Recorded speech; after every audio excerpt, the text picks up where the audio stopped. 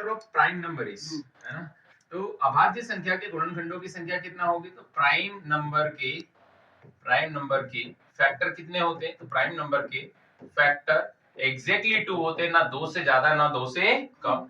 Option C correct रहेगा। जो composite number होते हैं, कौन से नंबर होते हैं, कंपोजिट, है ना। कंपोजिट नंबर के कितने फैक्टर होते हैं, मोर देन 2। क्या होता है, मोर देन 2।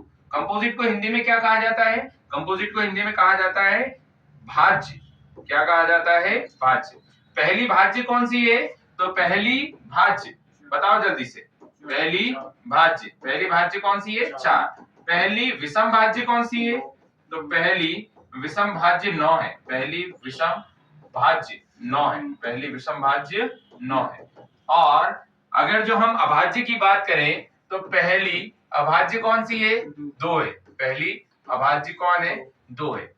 1 से लगाकर 100 के बीच में कितनी अभाज्य है, तो 1 से 100 के बीच में 25 अभाज्य है ना।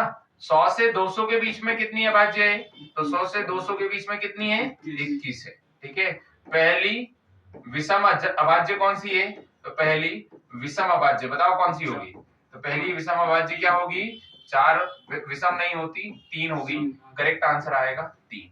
और यहाँ पर आप एक और पॉइंट लिख सकते हो, क्या पॉइंट लिख सकते हो, एक जो है न तो भाज्य न अभाज्य, लेकिन मैं पेपर में गलत करके आऊंगा, ऐसा लिख लेना, ठीक है।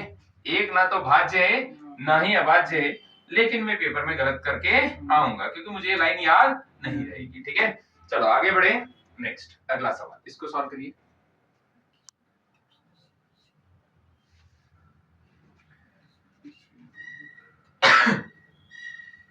बारह, 21, 15 के क्रमशः एचसीएफ और एलसीएम क्या होंगे, 12, 21 और 15। तो 12, 21 और 15 के एचसीएफ और एलसीएम चाहिए। ध्यान रखिए एचसीएफ संख्याओं से छोटा होता है जिससे भाग जाता है, और एलसीएम संख्याओं से बड़ा होता है जिसमें भाग जाता है। तो ऐसी संख्या जिसमें 12, 21 और का भाग चला जाए 15, ठीक है।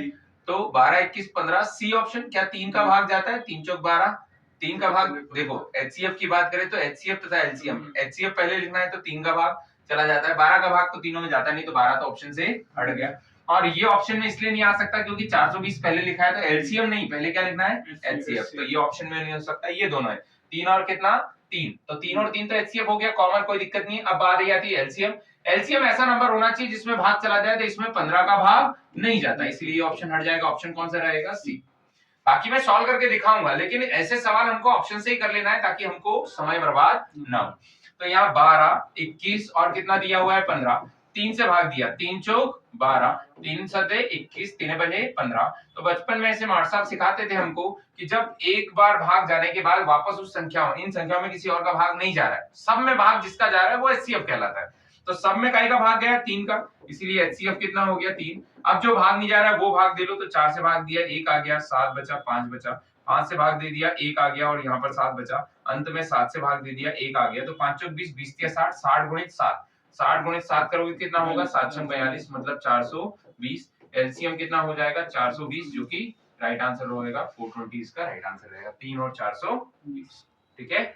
आगे बढ़े, नेक्स्ट अगला सवाल।